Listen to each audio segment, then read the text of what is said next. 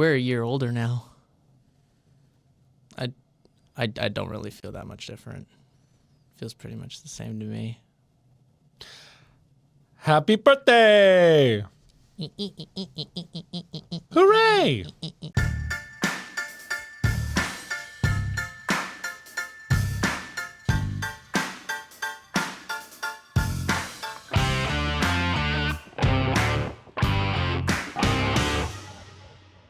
Welcome back to the James and Dame Show.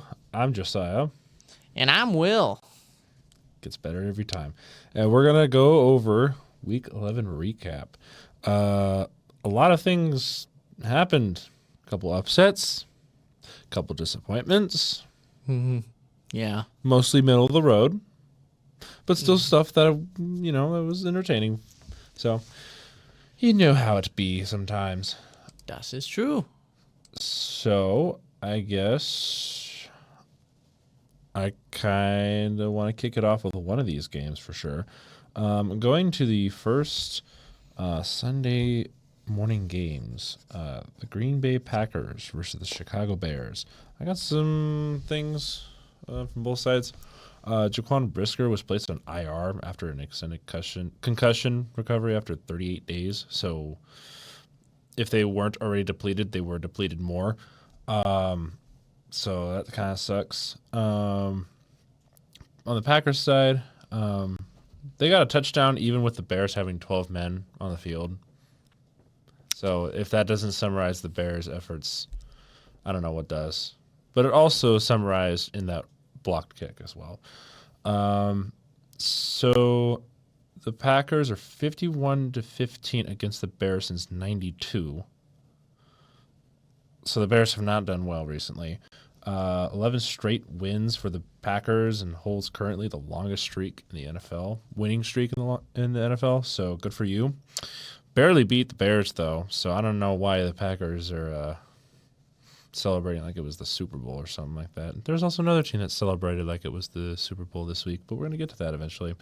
However, Caleb Williams, he did apologize after Waldron's firing, and he kind of took some responsibility because also you can't blame him anymore now. You have to take responsibility for things that you messed up on. I mean, to a degree.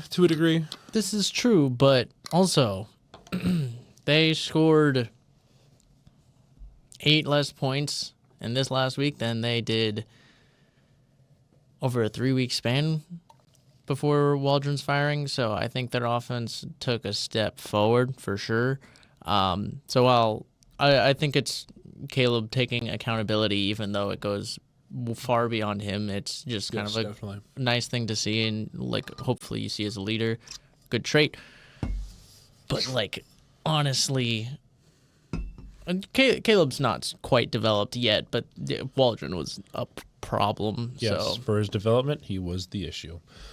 Yeah, it was an interesting game. Went back and forth and coming down to a blocked field goal. Kind of crazy, kind of nuts. So good for the Packers, though, to keep that win streak going. I don't know that it's going to last much longer, though. Especially with how you've been playing recently. Yeah, and the Bears are better than they've been in the past few years. So maybe. It's going to get interesting. Indeed. I'd like to move along, though, to another divisional game that kind of got out of hand in the Eagles and Commanders game. I mean, it was a pretty good game for most of it, and then Dan Quinney boy decided to go for it on 4th down 2, and in field goal range. Didn't get it. Eagles went down and scored, went up 9, and then in the desperation to try and get back into the game, turned it over. Eagles went up 16. Game was pretty much over by that point. But if the Commanders kick a field goal there, you go up with a 1-point lead. I know you're missing your starting kicker, but you still had, I believe it was Zane Gonzalez on roster. I believe he was their starting kicker for the game, and he's still a capable kicker who can kick from 40 yards out. He can still decently kick. And they win for it, didn't get it. That basically cost them the entire game, and You got some questions to answer, but Saquon had a really good game. Eagle offense was surprisingly absent on both sides. Yeah, it was for a bit. I will admit that. The run game was strong both ways, but pass game, or I guess the pass defense is probably what was keeping him at bay. Maybe Eagles just still struggling a little bit on the offensive, especially in the passing game. Some woes there. The Commanders, Mr. Scary Terry, was locked down that entire night by that rookie. I don't know why I can't remember his name. Quinyon Mitchell. Thank you, Mitchell. Let's start with an M. He locked McLaurin down. I saw fantasy. I'm like, why did I start him? I should have known better, because I saw how good he was doing previous to this game, and I was like, maybe this will break. And because Scary Terry is actually really good. No. That rookie was all over him. Yeah, Quinyon Mitchell had a good game. I believe there was a touchdown allowed later in the game. I don't think it was to Scary Terry. No, it was not, because he got like 2 points. It was a touchdown pass to someone, and it happened to be someone who was guarded by Cooper DeJean, and I was like, no, my boy. Well, sucks to suck. Because I actually like Cooper DeJean. But that game a little disappointing for Commanders fans. And it just slipped away ever since that failed fourth down conversion. Really wasn't the best drop either. No. But yeah, moving along. I'd say briefly cover one thing. It wasn't even during the game. The New England Patriots released a former second-round pick, wide receiver Tyquan Thornton. He was released. So Patriots are starting to flesh out some of the old regime a little bit, starting to move away from some pieces, and then eventually trying to rebuild, obviously. I mean, you got Drake May now, so we'll see how well he does. Rams was keeping it close there for a bit during the game. Rams, I don't know if they pulled away last second or whatever it was, but the Patriots were up against the Rams for a good chunk of that game. So, interesting contest. And currently the NFC West has a three-way tie, or almost a three-way tie, with three teams being 5-5. Yeah, they're very middle of the road right now. All teams that could win the division and make a run in the playoffs. I think actually the least worrisome team as far as teams that could make a run, I feel like actually is the Cardinals, who are the head of the division. But I mean, they're at the top for a reason, so we'll see what they'll do. I wanted to go to a different game, touch on it just ever so slightly. In the Saints and Browns game, that game was close. For a while it was. Halftime, coming out of half, it was tied at 14, and then the Saints had 21 unanswered points in the fourth quarter, and that game got away from them. That does lead to my first set of flowers, though, for the week, and that's going to go to Taysom Hill, who had single-handedly outscored the Browns with 3 touchdowns on the ground. He was 1 for 2 in the air, one of them going for an interception, the other an 18-yard reception. So interesting. And he also had 50 receiving yards on 8 receptions. So 17 total touches, 196 total yards from scrimmage between passing, rushing, and receiving. Really good game. Obviously, the interception's a little bit but he basically single-handedly pulled that game away for the Saints. And I love me some Taysom Hill, so I was going to, of course, give him some credit where credit is due. Again, game wasn't super interesting, but it was something. I'm going to let you have that game, but I do want to talk about a different one. Colts and Jets, though. Jets are fully... I believe the Jets are fully out of the playoffs now. Even though they're not technically eliminated, they are definitely eliminated now. Yeah, at 3-8, it's not. It's not ideal. It's very rare that a 8-loss team comes back and somehow sneaks the playoffs. I will say, the only thing that was funny about that game was not even during the game. Devontae Adams signed a hamburger bun. He signed a hamburger bun? Yeah, I saw a clip of that. Yeah, I thought it was pretty funny. That's But relating to the Jets, however, their GM has finally been fired. yeah, I think there's been a few things going on. I think they're cleaning house. I've heard something. I've heard from a source, from another source.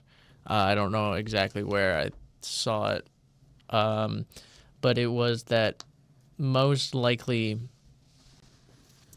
the Jets owner is not going to bring back Aaron Rodgers, or they would be shocked if the owner brought back Aaron Rodgers, which, I mean, I don't know. I don't think anybody wants Aaron Rodgers, even though he says he wants to play for another season. I don't know if he's gonna, because Joe Douglas, he was the one who booted Saleh. Yeah. So I mean that kind of led to that, and then this eventually trickled down to him being fired. So at this point, the Jets are kind of once again in a full rebuild. This time in the front office. So it's not looking too good. Jets. Maybe one day you'll break your curse. I don't know. There's a few teams in the NFL in general that just have a curse, and I want them to break it, but like, I don't know how they will. Do I want the Jets to though? I don't know. Yeah, that game. I feel a little bit bad for them. I'm not gonna lie.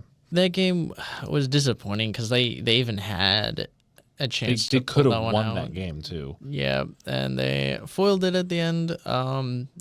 Anthony Richardson had his comeback game. Played pretty well.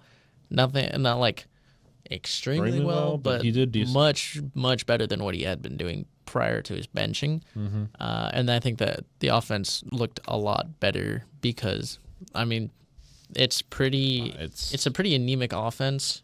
Yeah. You need someone like Anthony Richardson to spice it up. And so he kind of went in and did that. And Agreed. that helped them get to a win, so good for them. I'm going to move along. Oh, is this the game you left for me? The Ravens and the Steelers. I won't talk on it too long because it is pretty much every other Ravens-Steelers game. Yeah. It is ugly. I don't remember what I said the score was going to be last week. You said it was going to be a low score. I said low and ugly. I'm still expecting this to be like a 13-10 sort of game, like really tough, nitty-gritty, pound the ball. It was about as I expected. Ugly, low scoring. Steelers scored no touchdowns, all field goals. It was just the defense. Yep. Ravens with a chance to tie it, don't convert on a fourth down, and then can't get the stop to get the ball back. So I've seen it so many times, and I'm just this game just affirms to me that I just don't trust that offense. Like the Steelers? Yeah, the Steelers in general. Oh, no. Like I know the Ravens have a good offense, but before this game, I still wasn't sold on that Steelers offense, and I'm still not sold on that Steelers offense. I need to see a game where I can confidently sit there and be like, Russell Wilson is back to form. He's been padding his stats for the last couple of games.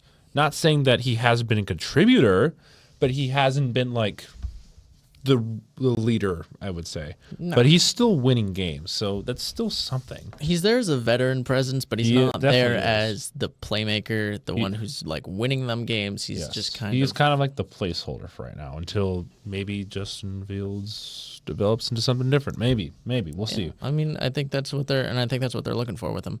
Yeah, well, it was a pretty ugly game. I was disappointed, but I also wasn't shocked. You could watch literally any other Ravens Steelers game from the past like 5-10 years, and it's so pretty much the same thing. Every time I see them on the schedule, I'm just like, well, I'm not gonna watch that game. I'm gonna watch it, and I'm gonna hate everything also, afterwards. I think it was Derrick Henry did not fumble the ball until that game. I believe he had no fumbles until I think that was his first fumble on the year.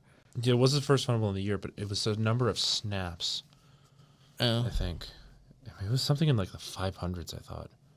He hasn't fumbled the ball very often. No, he's a pretty secure ball handler, so that's It's been a while since he's done that, so disappointing. disappointing indeed. Why don't you move along to, I think, probably your next what the next game is going to be? Maybe not. I don't know. I'm kind of debating back and forth because I didn't watch this one game, but I did see the end of another game. Seattle Seahawks and San Francisco 49ers. I didn't get to see anything except like the very end of it with Geno Smith hitting that Steph Curry night Sally. Mm-hmm. I mean, that was basically all I saw. But congratulations, Seahawks. You finally beat the Niners after how many games now has it been? Too long. Too long. It's been years. So good job on the Seahawks. It's very good to hear all the Niners fans being salty that they finally broke their win streak. Because more injury. Yeah, I'm sure. Because the Seattle Seahawks weren't injured for a while.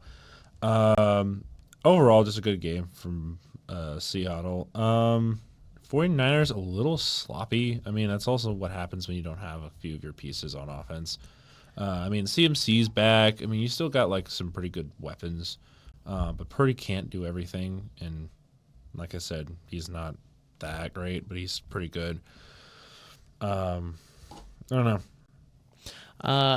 Yeah, I think it's more of just the 49ers struggle from the rest of the year, which again is not really summarized by anything but just mistakes, mishaps, and playing below your pay grade, because I think they're pretty much like, I think they still have the potential to be that same team they were last year and years past, but they're just not playing up to that level.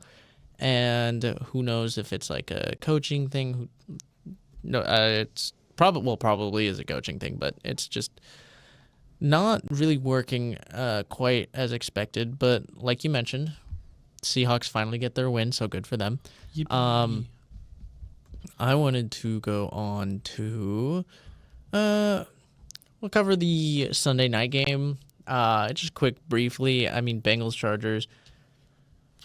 I feel bad for Burrow and Chase right now. They are wasting their primes. Zach Taylor is probably on the hot seat right now. I think he should be. If he's not, he probably will be a coach that will be fired if this is how it's going to end up being. Sure, one bad year shouldn't determine a coach. However, Zach Taylor has been proven over and over and over again that he's inept at play calling. So my question is, why hasn't their defensive coordinator been fired yet? Because that is also another thing. Before I say Zach Taylor should be fired, he needs to be fired first, so then I can at least assess if that will fix the problem at all. Yes. But they haven't, which makes me look more like past Zach Taylor and look at the people above him and look at their GM. And it's like, why is he still there? Your defense has been not good. Abysmal. All year. I mean, you let up 34 points to the Chargers, who have been all year been winning games by low-scoring games. And yes. if they were very much a defensive team up until this point. Yeah, I don't know what's wrong with the Bengals, and I don't know why nothing has changed, because you're squandering a chance at actually making the playoffs this year. Like they're probably not going to make it though, because 4-7, it's pretty hard to come back. It's pretty tough, and they do not have a pretty schedule. If they had tried to make adjustments earlier, like a few weeks ago, they might have a win or two more, and they would be in a much better situation than they are right now. So it sucks. I mean, you're going to have ups and downs. So this was bound to happen at some point because the Bengals haven't had a down year in a while. So it was going to happen at some point. Mm-hmm. It's overdue. But moving on, we're going to talk about the game that should have been the Sunday night game for some reason. It wasn't. Chiefs and Bills. Mm-hmm. Ding dong, the witch is dead? No, not really. But also, I don't have to listen to Chiefs fans for the entire year talking about three-peating and being undefeated. That'd be nice. A little disappointing from the Bills side in the sense that I saw a couple of fans hanging a Patrick Kermit the Frog from a noose, and That's wild.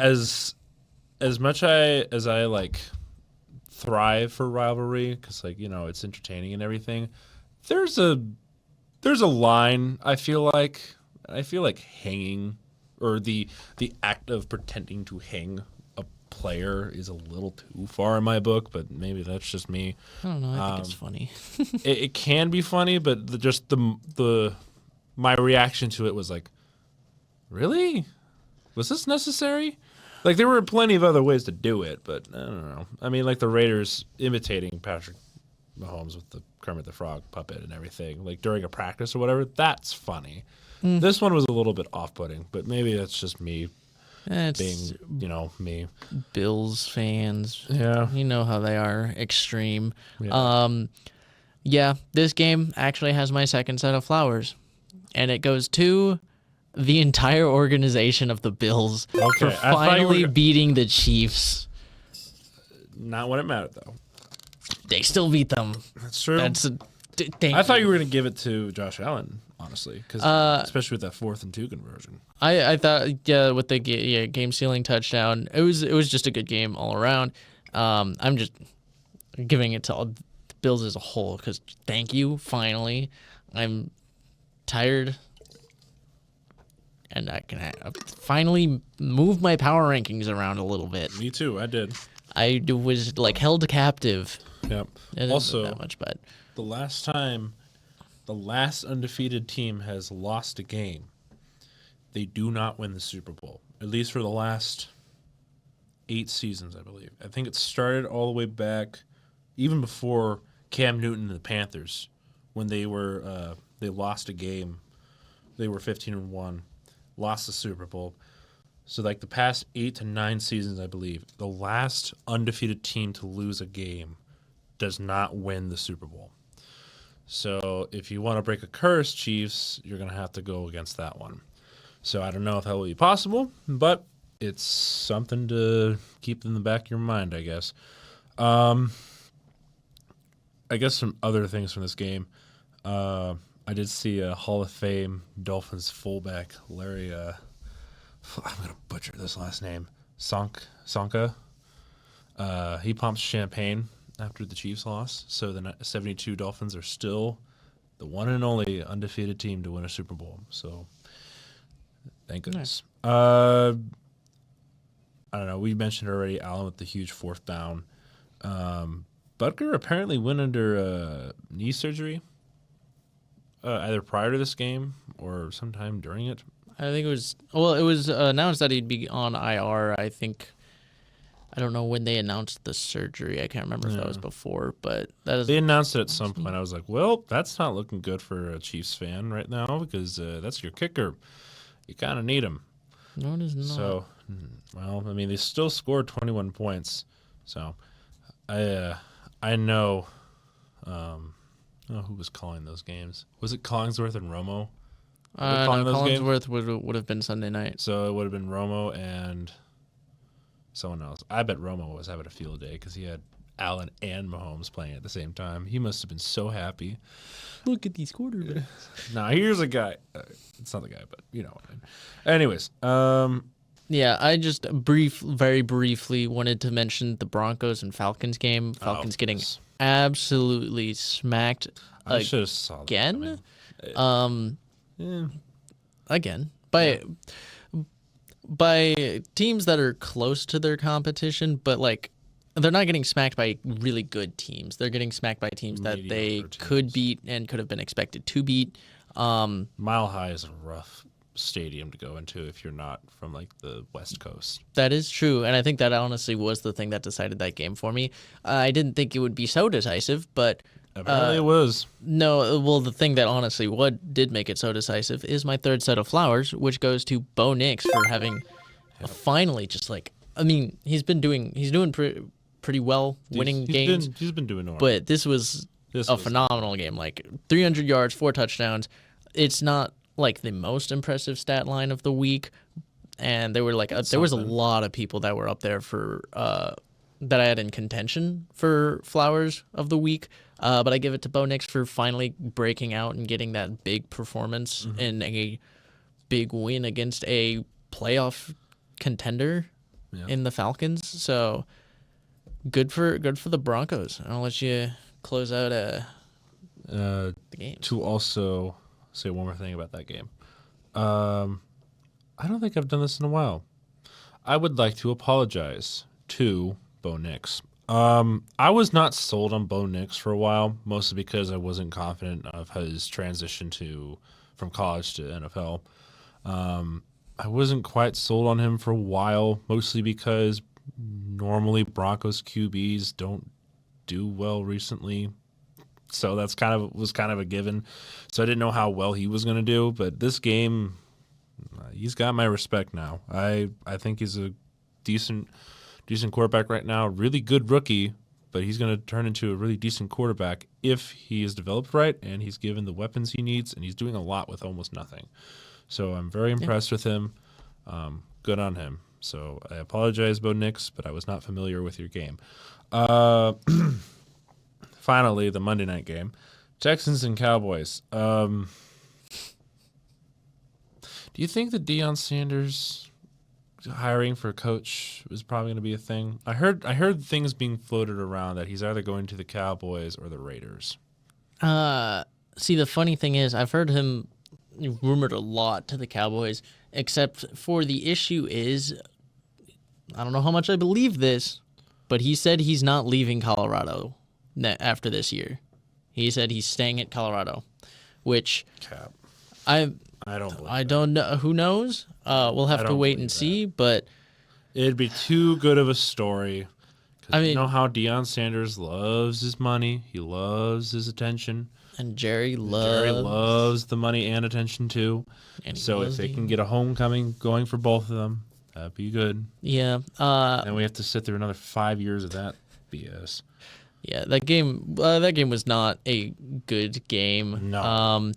The closest the Cowboys came to stopping the Texans from doing anything in that game was when their stadium fell apart, and even that they still missed. So yep, because they opened the roof, I believe, and one of the steel panels fell down. Yep. So.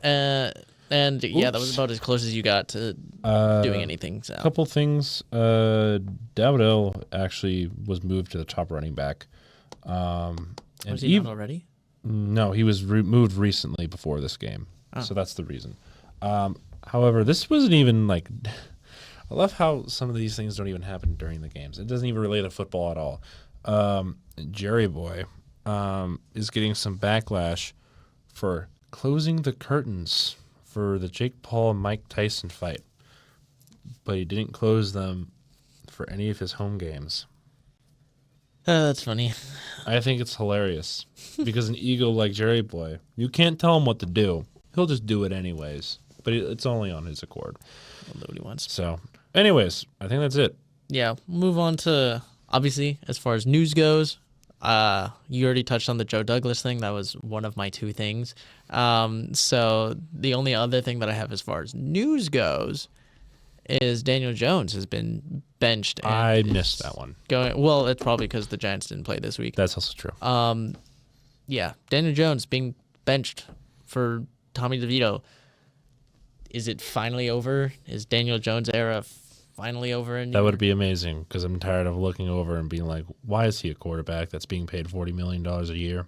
I don't know, but the Giants are in contention for one of the top picks for a quarterback this year. And speaking of bad teams, shitty teams in the NFL, I'd like to bring up who do you think... I know this is a topic that is a little more interesting for you. We got a lot of 2-win teams. Oh yeah, we do. Who's the first one out? Who's the first one eliminated? Look at this. As far as like standings goes, I mean you have the Jags, the Raiders, the Titans, the Browns, and the Giants are your 2-win teams. I think as far as the longest odds goes, I believe it actually goes to the Giants because a loss this week and a Washington and Philadelphia win cuts them out of a chance to win the division. And because the Commanders are the 7th seed right now. Yes, they are. And they would have to win out and have the Commanders lose out in order, and some other teams to lose along the way for them to get in. So I believe they have the longest odd, but I'm curious who you think is going to be the first team eliminated officially. Jaguars are definitely up there, but they do have a bye this week. Let's see here. Upcoming week. Actually, ironically, this is kind of going into the next episode a little bit. By timing, Giants will be the first one eliminated, only because they play at noon, and every other team that plays is not at noon. Well, the Giants can't officially be eliminated after this week, I don't know. I'm just saying that they're probably going to be the first one out. so you'd have to look at like 2 weeks ahead. If everything were to go wrong, you'd probably have to look at. No one can be officially eliminated this week, Yeah, unfortunately. unfortunately. But 2 weeks or the following I- week, potentially someone could be eliminated. I do think the Giants have a really good chance because the Patriots have been winning a couple games. Raiders, as bad as they are, they're not as bad as the Giants. Browns, they still have pieces to win games. Jaguars are just a heap of a mess. I actually think Jaguars are second to get out. So I think it's Giants first, Jaguars second. And then maybe Browns, I would say. Yeah, And that's surprising only because the Raiders are, as bad as they are, they're still not as bad as those three teams. yeah, and I think the thing that makes this interesting, and the thing that makes the Giants' odds the longest, even though they have one less loss than the Jaguars, is the fact that the NFC, and particularly the NFC East, is very good. The spots they have to surpass a 7-4 or a 9-2 team, which Is they would have to impossible. pass the 7-4 anyway. So Yeah, but still, I mean, that's almost impossible. So, like, their odds, not great. I believe they still have to play They've already played the Commanders twice. I believe they have to play the Eagles twice, though. Yep. And the Cowboys one more time. So, I think the Giants might be the first one out. I don't know that they'll be the top seed. They won't be, but they'll definitely be top three. Yeah, I mean, you got Titans. I think Titans, Raiders, and Giants are probably most likely to end up with the top seed. I think that's probably your top three. With Browns and then Jags, I think are going to pull away. I think they're going to get some wins down the stretch because Yeah, they have. I do believe that the first ones eliminated from the playoffs would be like Giants, Browns, and all those teams. I think the top draft picks might be different, though. I do agree. Absolutely. That's the interesting thing with it. But that sums up that little segment. Just wanted to touch on it because I know how eager you are for some teams to get eliminated. I got the axe ready. He's coming from Mr. Lumberjack. Anyways, we'll go on to power rankings now. Yay! Finally. And we'll try and keep this a little bit shorter as we're running a little bit long on long, the first end. Would you like to start or do you want me to start? I'll start. Number 10, Vikings. They have dropped even further. So I agree, but you don't have them in your top 10. I don't have them in my top 10 Yeah. I mean, because because it was a toss-up between these two, but I kept the Texans at 10. Because of their win, it was a little more convincing than the Vikings. Vikings, it wasn't really close, but it was like a little more competitive, I think. So I went with the Texans. The Texans just played better. I moved someone in I think I the know who Vikings you moved spot. in, too. I have a feeling you do. But yeah, I kept the Texans at 10, dropped the Vikings out. Just because, I mean, I like the Vikings a little bit more this year, but they're still just They're not eight- back they're- up to speed. No, but they are 8-2. They are. They This is true. So that's why I really couldn't drop them out. Fair. And that's why I moved another one in. Oh, So who is number 9? That would be the Texans. that makes sense. I'm curious where you're gonna. There was not enough room. I feel like there's because I It really was wanted. it was difficult to think through this. I will really admit that. wanted 10 teams in here, but I think you had. No, wait. Or did you have someone else? I might be mixing up weeks.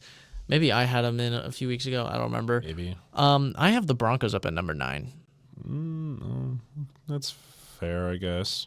They're playing really solid. They're 6-5 though. They are 6-5.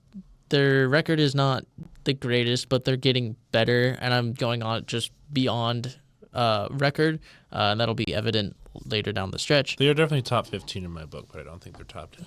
I have them up there just because I kind of like them more. I like them more than the Vikings. I like them more than the 49ers, the Seahawks. I like them a little more than the Cardinals too. Okay. So it's just like, and I like them more than the. I mean, the Texans last week again. You played the Cowboys, big whoop. But looking past that, the Texans have been sloppy. Broncos are getting better and better throughout the year, and I just Slowly like where but they're sure. at. Yeah. So I just liked them at 9. Okay. Number 8. Commanders. Ooh.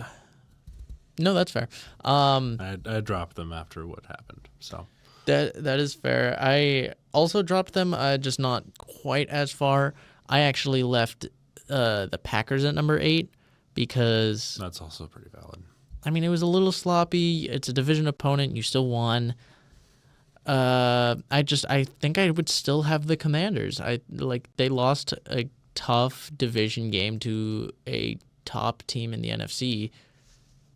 They're a good team. And maybe I should give maybe the Eagles more credit than I did, but yeah, I just had the Packers a little lower. They need to kind of play a little more consistently, and just limit the mistakes, and they'll be a lot better. But I have them at 8. Okay. Number 7, I have the Packers. I actually dropped them a couple of spots. So Yeah, I believe I only dropped them like a spot. My number 7 is also someone who's dropped, which was the Commanders. Again, just a loss, but I needed to move them down for someone to move over them. and I moved someone way over them. And that would be, I'm finally giving them credit, the Philadelphia Eagles. They are number 6 right now. Ours are like scary similar. Mine is also the Eagles at number 6. They have impressed me. They only impressed me up until recent memory. The previous, I would say, 8 games were not very inspiring on offense. I think they slowly got back to form before they fell off. Was it last year where they went 10-1? No, it was 2 years ago, right? Eagles. Yeah. They lost out or whatever it was. That would have been last year. That would have been last year. So time is an illusion. But Eagles are back to form before they were 10-1, when they were actually good in 2022 and half of 2023. I mean, I think their defense has been very like sneakily good. I feel like it's not been talked about a lot. I think Yes. it's helped them a lot, and I think their offense has just come down to mostly the run game is just what it's been. Locking down Terry McLaurin is a impressive feat of its own by Mr. Mitchell over there. So And they got other weapons too, and they did a good job of locking them down. Just was a good job by the Eagles, good effort. But I'll let you move on to number 5. unfortunately, Baltimore has taken number 5. Oh God, Yeah, I know. It's just how it is. no! I also have them at number 5. Oh, okay. I had to drop them because You lost. I mean, we lost. We lost to a certain team, it was and probably in a certain place that we'll probably have at the same time. yeah, and then someone else jumped us. So I have us at number 5. Just again, it's the Steelers. They're annoying. The game plays out the same every year, and I hate it. But it is what it is. I'll let you go to number 4, but I think you know who my number 4 is. Steeler Nation, let's weld. Number 4. Steelers are number 4 right now. Steelers going to Super Bowl? Maybe. We'll see.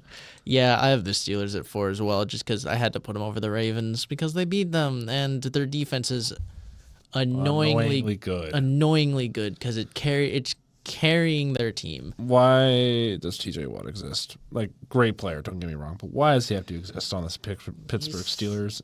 So good, and the rest of the defenses too. I mean TJ Watt was a one-man wrecking crew for a long time. That's true. I mean, don't overlook Hayward on the D line or like the other edge rushers they have. They have a lot of good people on there. There was that crazy interception that they had. The soul of that defense is TJ Watt. You snuff absolutely. him, they're not going to get anywhere. We'll see, but we'll let you move along. See how my top 3. I had some movement, so we'll see if ours line up because I think mine is going to be a little bit different than yours. Number 3, Chiefs. I have the Chiefs at number 3. I also have the Chiefs at number 3. So that only leaves 2 teams, and I think I know what's happening here. You though? Maybe. So number 2, I have the Buffalo Bills. So you have the Lions at 1 then. I do have the Lions at 1 still. See, let me guess. You have the Bills at number 1. Yes, I had to make a one-time deal with the Bills that they get number 1 for beating the Chiefs, and that alone, they could win like really, like they could dominate this week, and the Lions could win just regularly this week, and I think I'd still put the Lions above them next week. But it's just like Justin Tucker when he made the record-breaking kick in Madden. He was 99 for an entire week because they were like, respect. This is your respect. You get number 1. That's fair. That's fair. You've spared the entire NFL for at least a week. You get number 1. You were the only team to have done it all year. Yeah. You didn't let them pull off any black magic. Lions, again, they would be number 1 if it wasn't for what the Bills did. Yeah. You're a really good team. Probably should be at number 1, but I'm giving it to the Bills because you beat the Chiefs. That in itself is an explanation. So, well, there you go. So that's basically it from our end. Yeah. So that wraps up Power Rankings and this Week 11 recap. Boy, it was an exciting week. Fun stream. Interesting stream. Interesting stream is the terminology you want to use. Yeah, probably. But we appreciate all of our audience, obviously. Mm-hmm. We are very thankful for all of you for joining us, whether it's live stream or this video. The new support is amazing. Yes, and like we mentioned in that lovely opening, we are now a year old as a channel, and I don't have any champagne to pop, but the water bottle. Bottoms up. I actually have nothing. But yes, we deeply appreciate it. I mentioned not much changing over the year. That was a lie because there's actually a lot that's changed, and we're very thankful for where this has gone in its first year, and I look forward to seeing where we are next year and the years to come. But I am just grateful. Obviously, I think I can speak for both of us. Yep. And that we're grateful for everyone, and we just are excited to see where we go and who's willing to come along the ride with us. So, indeed. Thank you. This has been the Week 11 recap. I am Will James. I'm Josiah Damas. And we'll see you guys in the next video. See you. Bye.